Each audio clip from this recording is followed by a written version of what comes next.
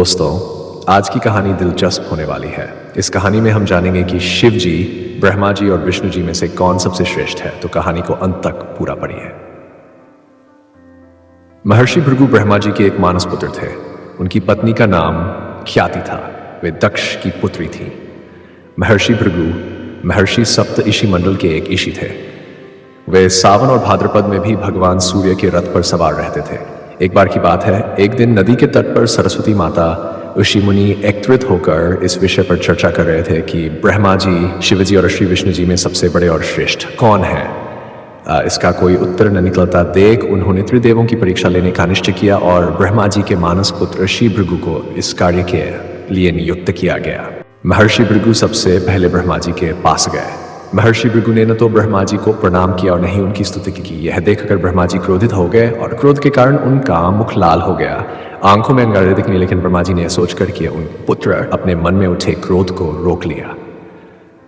फिर वहां से महर्षि भृगु कैलाश गए।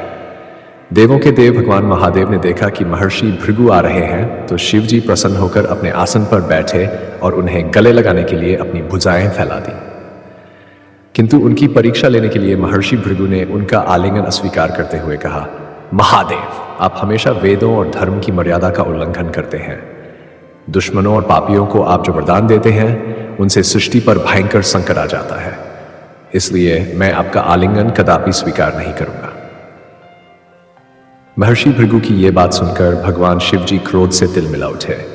उन्होंने जैसे ही अपना त्रिशूल उठाकर उन्हें मारना चाहा, वैसे ही मां पार्वती ने बहुत अनुनय विनय करके किसी प्रकार से शिव जी का क्रोध शांत किया। इसके बाद भृगु मुनि वैकुंठ लोक गए भगवान विष्णु जी से मिलने। उस समय भगवान श्री विष्णु देवी लक्ष्मी की गोद में सिर रखकर लेटे थे। महर्षि भृगु ने अंदर जाकर विष्णु जी के कक्ष पर एक तेज लात मारी। भक्तवत्सल भगवान विष्णु जी तुरंत ही अपने आसन से उठ खड़े हुए और उन्हें प्रणाम करके उनके चरण सहलाते हुए बोले, भगवान, आपके पैर पर चोट तो नहीं लगी? कृपया इस आसन पर विश्राम कीजिए।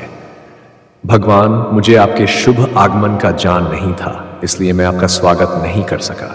आपके चरणों का स्पर्श तीर्थों को पवित्र करने वाला है। आपके चरणों के छूने से आज मैं धन्य हो गया। भगवान विष्णु जी का ये प्रेमपूर्ण व्यवहार देखकर महर्षि भृगु की आंखों से आंसू बहने लगे। उसके बाद महर्षि भृगु वापस ऋषि मुनियों के पास लौट आए और ब्रह्मा जी, श्री विष्णु जी और शिव जी के यहाँ के सभी अनुभव विस्तार से सबको बताए। उनके अनुभव को सुनकर सभी ऋषि मुनि बड़े हैरान रह गए और उनके सभी सवाल दूर हो गए।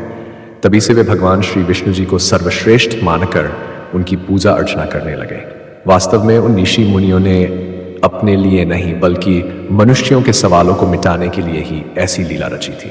तो दोस्तों, पौराणिक कहानी आपको अच्छी लगी होगी। आप कमेंट करके बताएं कि आपको यह कहानी कैसी लगी। अगर आप ऐसी कहानियां पढ़ना चाहते हैं तो हमारे चैनल को सब्सक्राइब करना ना भूलें।